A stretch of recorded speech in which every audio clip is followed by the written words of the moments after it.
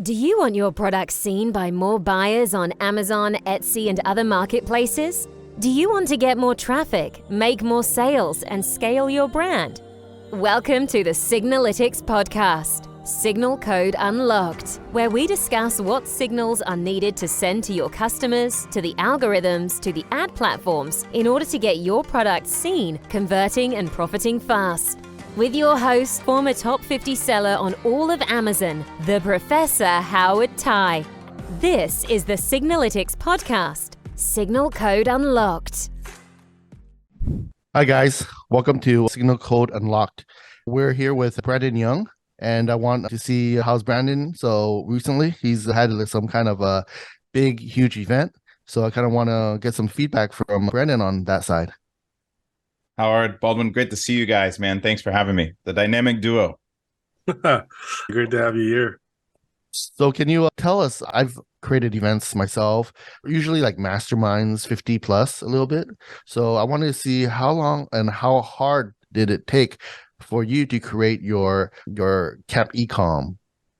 Yeah, we started probably 7 or 8 months out and we hired an event manager. She started to put together some of the pieces, but it was a little slow going with getting a lot of the costs nailed down, signing contracts with the venue. We there's just so many moving parts to a large event because we originally wanted to make sure that we had at least 2 tracks. The thesis for the event was just that we understand that most people go to events to network, that the people speaking at them don't add a lot of value. You know that. So like you put together events with high level, masterminding with networking. And so the idea for us was to do like high level workshopping with masterminding and just be a little bit different than the other types of events that are already out there and doing what they do. So, I mean, Prosper's a great show. There's already that. Innovate's a great show. There's already that, right? So I didn't want to make another show like that. I wanted to make sure it's interactive. And we also have that networking element. And so with the thesis that we knew smaller sellers need something different than larger sellers need, and we know what the challenges of scaling a team and business management and going to 50 million look like, we wanted to make sure that we catered to that audience, that we taught business management practices, growing a team, interviewing, hiring, training, giving clear path of progression for employees. Just really how to scale on one side, and on the other side, just have Amazon tactical really being taught. And so that was the thesis of it. We didn't know if we could get 200 people there or, 500 people there, the inner circle being 1,000 members, but half of our audience being international. And then, given that, for master classes, we get hundreds of people. So we just went out and, got an event manager, started putting all the pieces together, and I didn't know what I didn't know, and I was relying on an expert. And like time went by, I wasn't getting the answers I wanted. We ended up having to move on from that event manager. We found someone else to come in that is much, more on top of things and was able to really pull it together. So that's one of the reasons we didn't announce it until 11 weeks out. And that was one of the challenges. Like we didn't give a lot of people opportunity to travel from international. Flights had already gotten pretty expensive. And we were very lucky. We had a lot of last minute signups. We ended up hitting almost 250 people, which was kind of the minimum number that I wanted to hit to make sure the event went off without us losing too much money. I was looking at your event and it was like pretty crazy. I was really sad that I couldn't be there. I was like, dang, it would have been cool if I was at the event. I saw these fireplaces and like not just one, like a lot of them. It's like, it goes with the theme, right? Camp Econ, right? So I see a lot of things that you put into it, and that drone that was flying, capturing those videos. Those are cool too. My last event was for our mastermind, Lead Seller Society. We had it on the castle in Paris. So I saw the castle shots, man, and that looked epic. It looked pretty ridiculous. I saw people dressed up in tuxedos and really, really living up the royal theme of it. It looked awesome. So we had like a DJ too as well in there inside the castle. This castle is like, I don't remember, but do you remember what it's like, the 1600 or 1500s? Do you remember? Yeah. But it was, go ahead. Yeah, it's old. Old. My wife did the whole like history tour thing, so she would know. But Hundreds of years old. A big, big castle. Yeah. So one of the kings used it as a hunting lodge, and it was actually owned by the royal family. So it's pretty crazy knowing all that history. And in there's two castles actually. So then we were living in one of the castle, and the other castle we were actually holding the mastermind. So so we get to experience both castles. Yeah, that's amazing. Yeah, I think that, we really wanted to go with the theme. My designer for my team is off the charts. She was able to really design everything and bring the branding together for the event. We really wanted to do as many things on theme as possible. So campfire, networking, s'mores, the food, the events, the fun stuff, like the pins that you could earn by doing different tasks, by learning different things, by completing different, exercises, playing different games. Like all these pins look like Boy Scout badges, and that you could pin on yourself, and then you could win prizes for having a certain number of pins. And so we really went all in on the theme, and I think it really pulled together really well.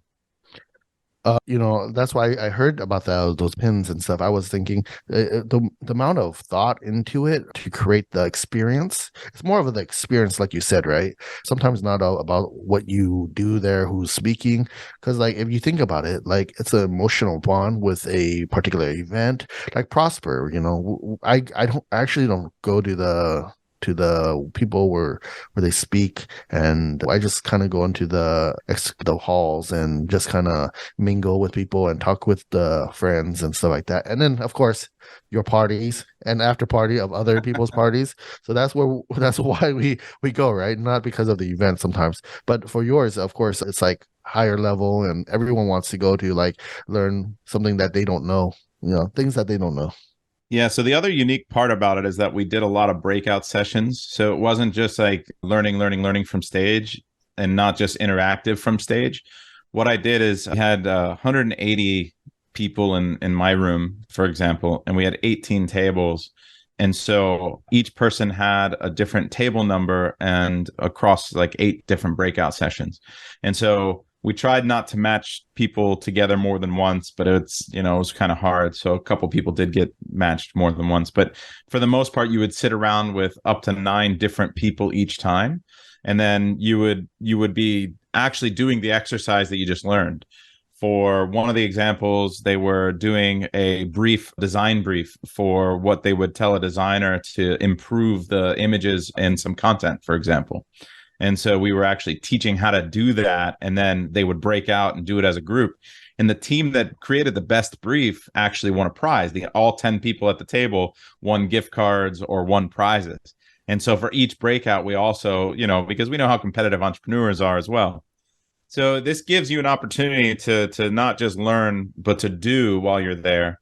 And then we found that a lot of the larger sellers and a lot of the larger companies brought employees because they wanted them to get the actionable, workshopping. But what ended up happening is that a lot of this became like a team building exercise too. So a lot of them during the parties were really loosening up, getting to know each other for the first time. This is the first time many of them met each other off of Zoom, even though they've been working in the same company for years. So, and as a matter of fact, a lot of my team coming together for the first time. I had team members from South America, from Central America, from Romania, from Australia, from Toronto, from New York, everyone coming together for the first time. Did you pair like if a company brought in multiple people, did you pair them together, or were they working as a team? Or it was all no, it was all random. So they could have been together at one table or not. But we didn't purposely like break up or put together team members. We wanted everyone to get their own experience out of it. Yeah, next year we've already decided we're going to do a third track. So day 2 was all like marketing, launches, and PPC. And so we've already decided that we want to do a beginner track, which is going to be mostly focused on getting started the business of Amazon, product development, and the finances of it, product validation, keyword research, sourcing, logistics, things like that. That'll be 2 days of that on one side. And then on the other side, we're going to pretty much just do 2 days of launches and marketing. And it'll be 2 intense days of digging into spreadsheets and understanding PPC at a high level, different types of campaigns, ad placements, being purposeful with your ad spend, pushing keyword ranks, growth, things like that. And then on the other side, we'll still do the business management training. I think that the feedback there was good. They want more breakouts on the business management side. And some people, and one of the feedback that we got from there was the first day, Jennifer, who's leading that side, my wife, she hands them like this worksheet. It's like, all right, give me your numbers that you guys did last year, and then what your goal for this year is. This is stuff that like a lot of people were like, man, I wish I had prepared this in advance because like I want to look up some things. I want to really give this some deeper thought. And, she's given them a half hour, 45 minutes to do it. But this is something that might take a couple of hours. So in advance next year, we're going to give homework. We're going to have people come prepared to bring some of these annual planning, quarterly planning stuff and worksheets to the session so that they can be reviewed as groups, discussed as groups, and people can get aligned on what levers they're pulling and how they're going to pull them. So we're actually doing like maybe 4 different kind of events. One of them is like a course that we're gonna come out with maybe at the end of February. I'm sorry, February 29th or something like that. 28th. I'm sorry, there's no 29th. But and then we're gonna have a workshop, right, in March of 29 to 30, one-on-one. So we're gonna have people come in from, it's gonna be small, like 50 people or something, like how we usually do it. So we're gonna come in, and then before they come in, we're gonna do their audit of their ASINs or their account, and then we go in, and then we're gonna deep dive. By the time they get there, we'll have like most of the things that the audit's done and all the suggestions and stuff like that. That's great. So then we're trying to help bring out the best, trying to get them to really grow as well. So we have like this. So it's going to be it's called the Professor's MBA one-on-one workshop. So they're going to come into our office, and then they're going to see what we would do with our teams and stuff. So that's going to be something like interesting to see, since it's the first time doing it one-on-one like this. So I'm interested to see how it comes out. So we're still planning it and everything. But what's amazing about that is that, it's the innovation of what you're doing, right? Like you see that there's a need for stuff like this, that people they're hungry for it. They need extra guidance. They want more help. They want more specialized help. They want more specific and measurable help. And so it's guys like you out there and like we're trying to provide to the sellers to really help them scale. There's enough of that content that's just so generic that's, this is what's kind of working. Good luck, go figure it out. That's not enough anymore, right? Like, I was making jokes about it with a buddy. Innovate's probably one of the better events out there because of the high level sellers that are actually speaking, right? Like most of the MDS guys, a lot of other guys. But, and don't get me wrong, I'm not saying this in the wrong way, but one guy was up there for like 45 minutes telling his story about how he's, sold over $100 million on Amazon. And it was like, well, can you give us some specifics as to how you did that or your backstory? And it's like, well, I was poor, but then I learned yoga. And I was like, what is this? Like, what is this? Like, how are we even going to use this? This isn't like I did A, B, C, D, right? Like I read this book, I started doing these things, I started enacting these specific and measurable practices or these leading actions. It was, no, I put it out in the universe and now I'm rich. I was there too. So I think that was the supplement. Yeah.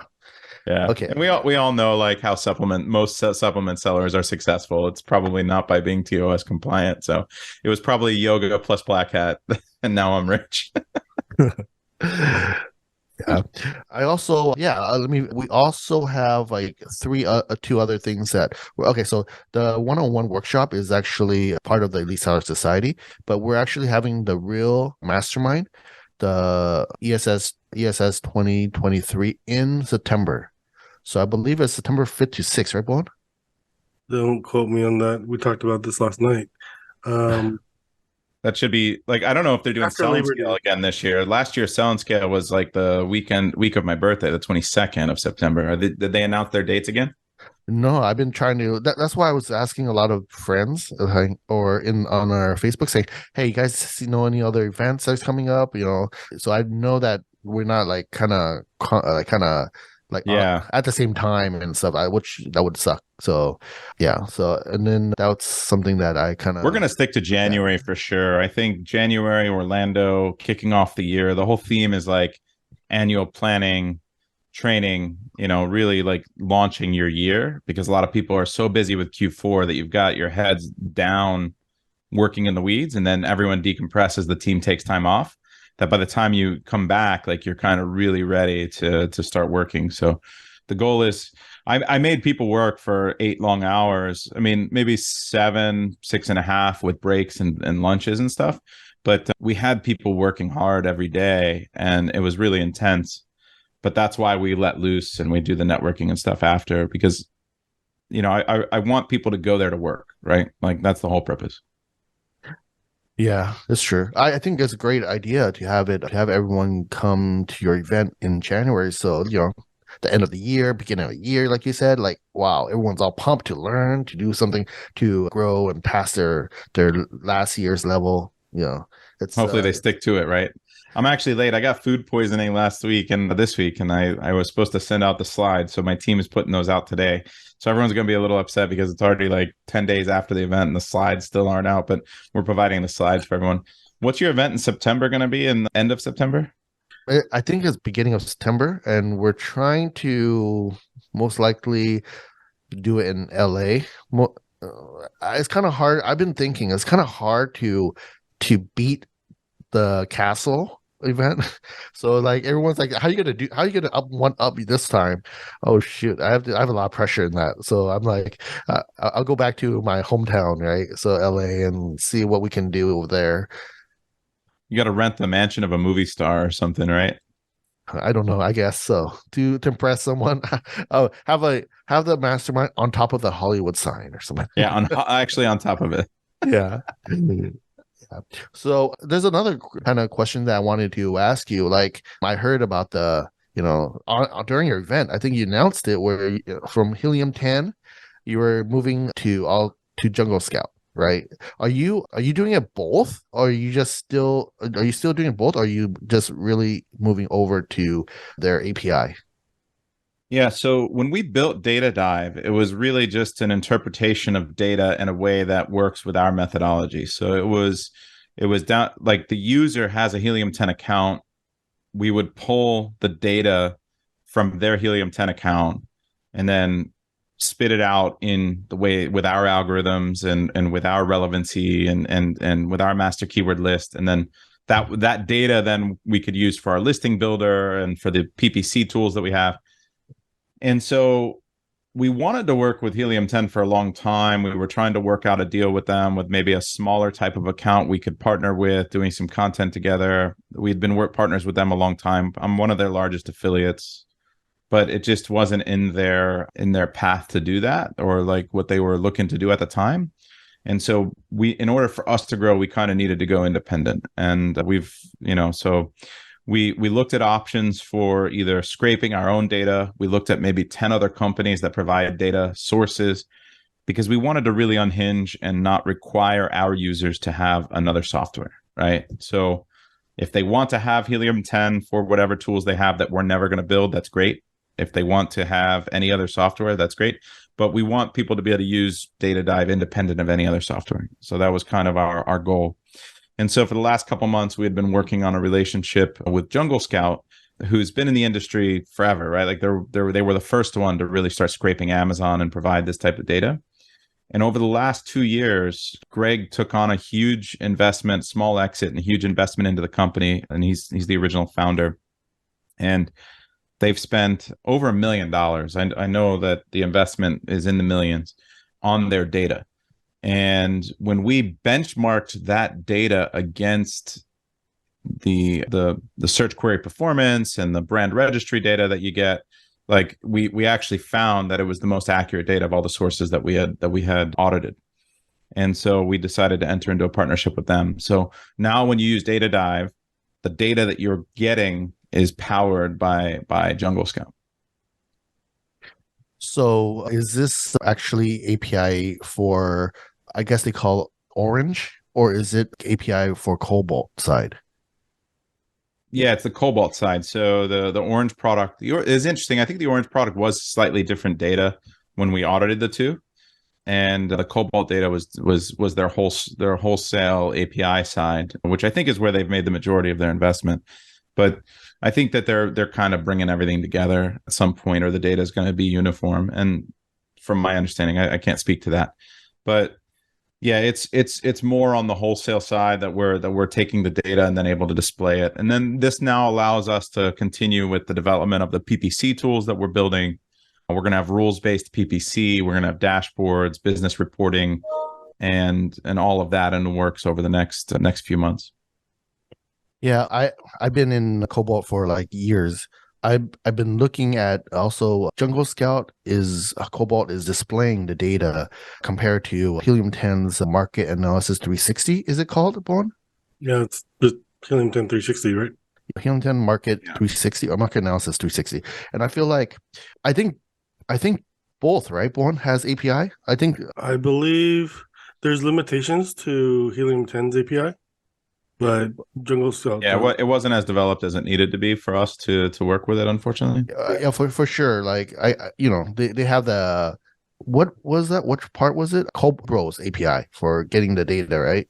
Yeah. So they don't really. It's kind of, and it's not all of it too. It's not like how you see it with the bulk side, but you can kind of do it. But so we were comparing, okay, the Jungle Scouts Cobalt with Helium 10's Market Analysis 360, and we saw there was some kind of differences. Bon, maybe you want to see what you saw in it.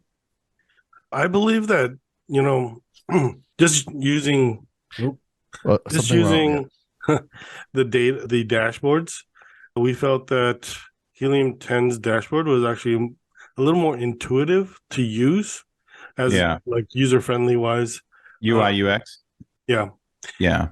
But there is some things that Helium 10 was missing that Cobalt did have.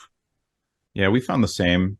We're going to do our own UI UX. Obviously, this is just the bulk data, and then we allow our users to input, and then we do the calls, and then we display it in our own way. We're doing dynamic dashboards that are going to be basically customized towards the role of the person in the company. So we're really thinking large organization and enterprise for what we're doing. We understand that as a solopreneur starting the business, there's still an org chart and you're sitting in all those seats. So you kind of need that 360 view. But once you start to grow, you're going to have people you start planting into those seats in your company. And those people need to have a specific view and they need to be looking at specific things. So that's why we built out that organization management, the team management, and the project management tools into Data Dive as well. And so the dashboard that we're going to give you is going to be fully customizable and dynamic. Wow. I see a lack in these tools, maybe because I'm not sure how much like high-level sellers are in there creating it, but I can see that your side, where you're a seller, and on our side, we kind of know like exactly what people need more. And a lot of tools have these things I call like just noise, right? So you could some tools we want to build as well to make sure that's less noisy and to the point. So for Helium 10, they did a really good job on their UI UX, and they had like a survey. They surveyed a bunch of people to like kind of go through it and see if what parts are improvement and stuff. But for Jungle Scout, I think it's just kind of harder to use than it. But don't get me wrong, Bon. Yeah, I know. So I know from speaking to them that they've made a couple large investments into some new roles for their product development, and this is like a newer thing. The first was like the last, like I said, year and a half they've been investing in the data, and now they're investing in the product side themselves as well. So it's really interesting because the mindset from them is that we can achieve more. Like we're going in a specific direction, we're going to have some overlap with them, but we can still market each other, and we can still there's going to be users that want both. There's going to be users that want just us or just them. And so we're more than happy to continue to help them on the product dev side. And they're more than happy to help us continue to grow in the direction that we're going. So It's just an abundance mentality versus like wanting to be everyone to everything and everyone as a competitor that, some of the tools have. So I think for my side, Jungle Scout is has more functionality or more reporting than Helium 10. I would say 80% of the things that Jungle Scout Cobalt has, the Marketplace 360 has it, and very easier to understand it. Yeah, once they clean it up, I think it's going to be a good tool, though. Yeah, we'll see how that looks like. I'm really we're hoping to serve that need also, though, because we're adding keyword tracking. We're adding we know the functionality that's going to be what users need the most of, right? It's like tracking your keywords, seeing profitability, understanding performance reporting. Those are the next steps for us, and then we're going to start allowing people to pull more and more levers with automations and with rules for the PPC so that you can get granular, as granular as you want, not just from an ASIN level, but also from even a root keyword level and at a keyword level. So what I'm hearing is, we have orange, we have cobalt blue, and then I think, am I hearing a seller systems yellow? I guess it kind of goes all together, right? It's more of a data dive, whatever that color would be, right? Data dive blue. Data dive blue. Bon, I think you have some other questions that you wanted to ask. Actually, did you ever? Is there anything else you want to ask about? No, I think we covered it. I did have a question regarding like some of the new reports. So one of the things that I hear a lot is, use search query performance reports, use this, use that, but no one really explains exactly how to granulate the data. We've pulled some stuff together, like we can analyze your brand performance using the search query performance. I'm just wondering how your like seller systems, like the people in the circle, what are you guys using the search query performance for?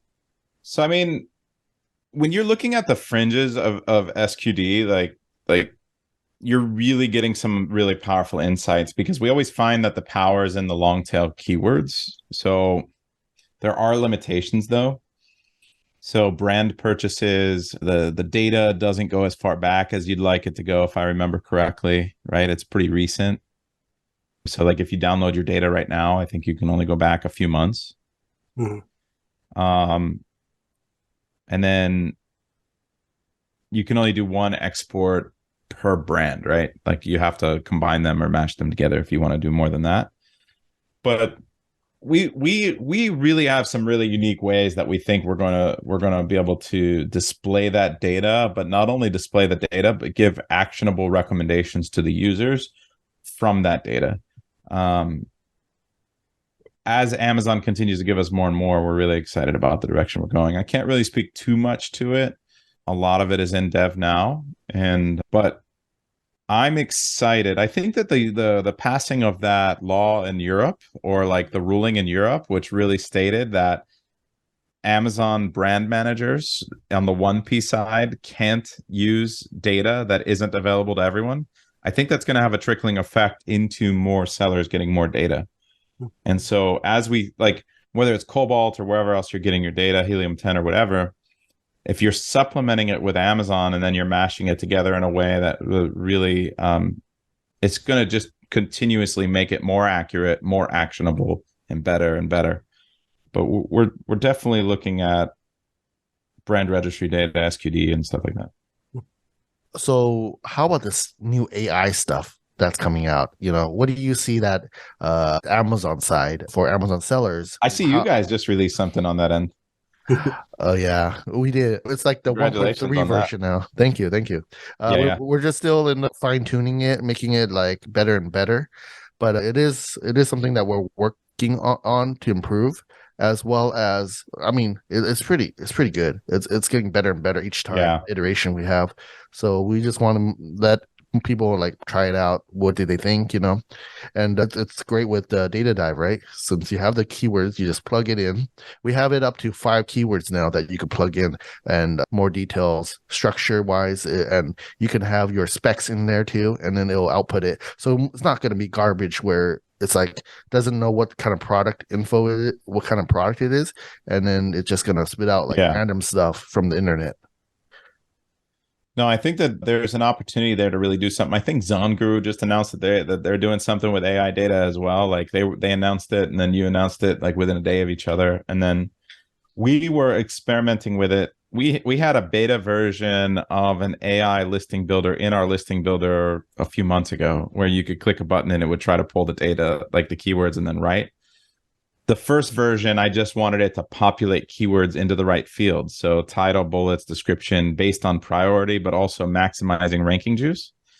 And so now with the most recent view, I announced that Can't Become. I probably didn't get out because no one was recording, but I announced that Can't Become that the goal is within the next quarter to release a full AI builder within our listing builder, which would basically hit the button and maximize ranking juice and then go from there, like just as a starting point. That's pretty cool. We right now for the AI side, we have like, I'm not sure if you know, there is that listing builder or the listing optimization tool that we have. Also, the second one is heat mapping that we have. I saw you post some things on that. I haven't looked at it. Oh, it's pretty cool. And then we have the A/B testing, instant A/B testing for tube images. So what's your audience that you're pulling from, or how are you doing that? Maybe Bowen can kind of talk about that part. It's actually, so it stems from our heat mapping. So heat mapping, awesome. There's a couple studies from MIT how they track what they call saliency, and it's just like mimicking what people will see in terms of what captures their attention. So from heat mapping, the AI, it's all AI based, capturing what is likely to draw people's attention.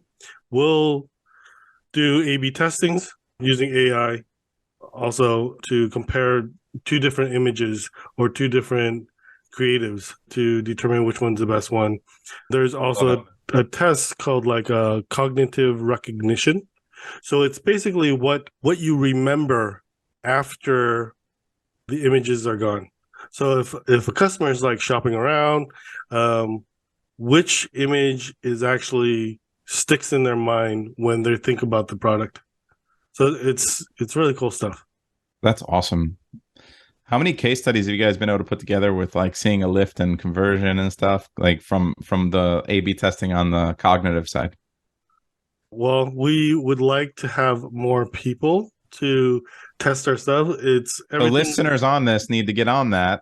Reach that sounds like it could be super powerful. Like you basically let AI tell you which image you should use, and then it's very easy to test. Once you flip an image, like you can see a lift on your CVR. Yeah. I mean, like if you think about it, I'm not saying any other tools, but let's just say Amazon's A/B testing. It will take about like what, 8 weeks, 10 weeks to get some kind of results. One. Yeah, that one's pretty slow. The one that Amazon does is pretty slow. There are audience-based ones out there. It depends on like who the audience is and how you can filter and do those demos. Obviously, like I think that if you're coming up with something new in that space, where you win on Amazon is by having better content, right? And I think that any new tool that anyone can get access to, if there's even a 0.5% lift, is worth the investment immediately. So we're working on a couple other things. I believe there was something. Let me see. Hold on. Well, let me go back. There's this. We have also a PPC tool, right? The AI PPC tool that we have. So that's something that I've been working on a long time. If you notice, our whole concept was about .ai, right? Because we've been doing this for a long time, where we've been investing in AI for a while. So this is not like the first time we're doing AI because of the fad or something. I think it was like since 2019 when we started the company, it's always been .ai. So you can kind of see how far are we now. And honestly, like what we're working on is where we get enough data coming into our system and enough data points where we can see what Amazon's AI is requesting, what kind of traffic source, what kind of feed that we need in order for us to be able to give the Amazon the correct signal to so that then we can be able to rank. So that's where we're heading towards. If anyone knows out, that's really powerful. Amazon always changes, and so if we change with them, then that's the best. So we don't even have to think about strategies. Let the AI do their job. So it's about Amazon AI against our AI kind of thing.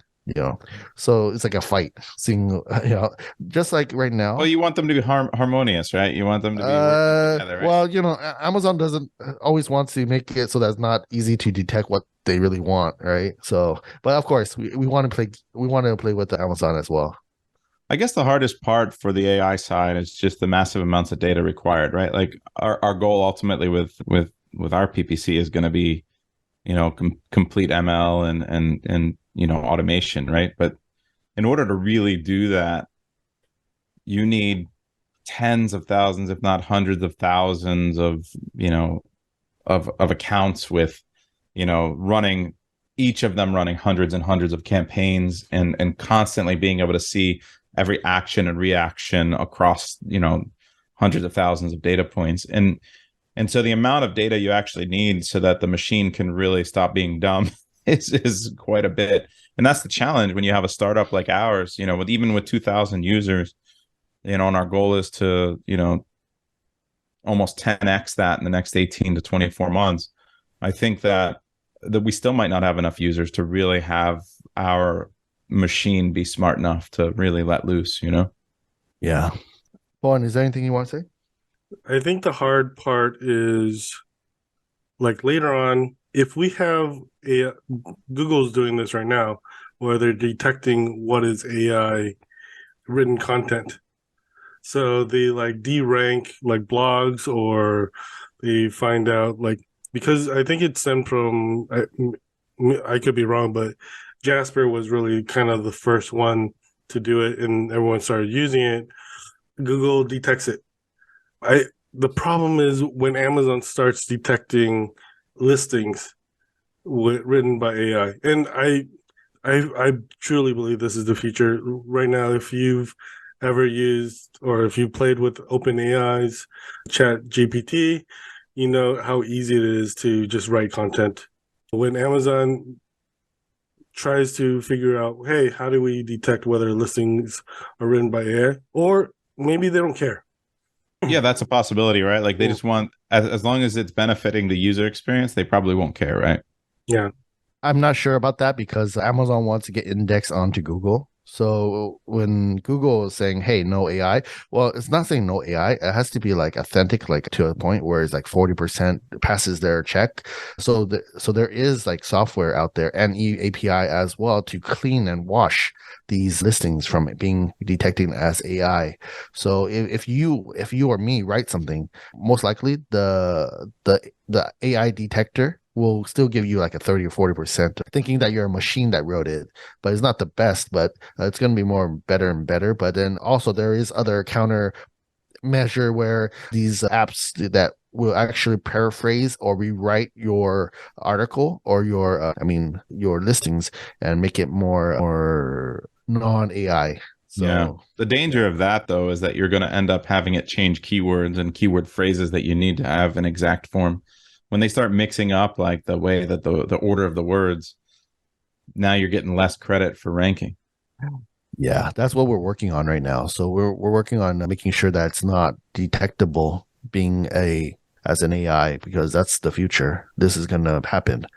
And it might be that even just using our data set because it's so accurate and writing your own listing no matter what, just because you have the keywords in the right spot, they might think it's AI, right? Like you're saying, instead of 30, it might be 70, just because it's like, how did they know to put those exact keywords in the title, those exact keywords in the bullets, those exact keywords in the back end, right?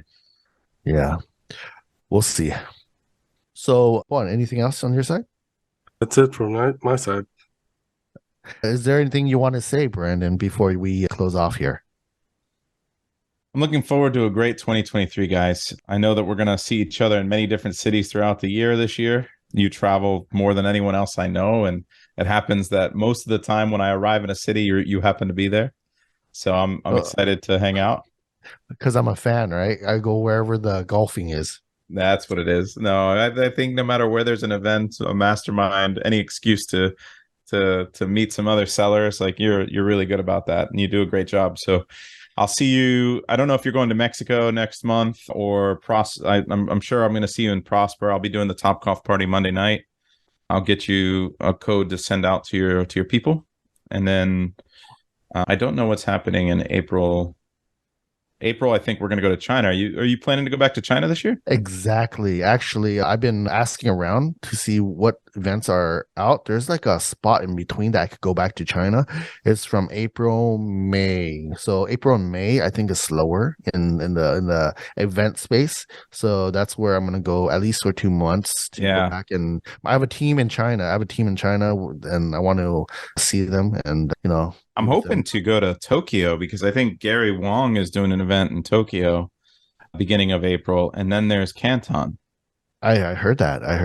But the Jennifer needs to get a visa from mainland. So I think we need to go to China mainland, go get her visa, and then we can go to Tokyo. But neither of us have been to Japan, and we really want to do that. It's cherry blossom season. You never been to Japan? We've never been. No, we haven't been to Europe either. We were planning to go to both of those in 2020, which obviously got cut short. So we'll do Europe this year for sure. So we got to probably put our heads together as to what's happening in Europe. There's always some great masterminds and things going on there. A lot of great sellers. But we're planning on hitting Europe. When is Seller Sessions live? I know that Danny's always doing something great. I'm not sure. I thought it was May. I think it was May. So maybe that's in May. So yeah. So it's first half of the year, guys. We've already named like 6 different things we want to do in 8 different countries, I think. So we're we have to get on it. Start booking flights. We're gonna get all those American Airlines miles. Yeah, I'm gonna be speaking at the Mexico trip, so I'll be there. Yeah, so I'll see you in February at the Mexico trip. So I'll see you in Mexico, and then I'll see you in Prosper in Vegas. For sure. Okay, thank you very much for coming on. Good to see you guys. Thanks, you guys. Brandon. Bye. Do you want your products seen by more buyers on Amazon, Etsy, and other marketplaces? Do you want to get more traffic, make more sales, and scale your brand? Welcome to the Signalytics podcast, Signal Code Unlocked, where we discuss what signals are needed to send to your customers, to the algorithms, to the ad platforms, in order to get your product seen, converting, and profiting fast. With your host, former top 50 seller on all of Amazon, the Professor Howard Tai. This is the Signalytics podcast, Signal Code Unlocked.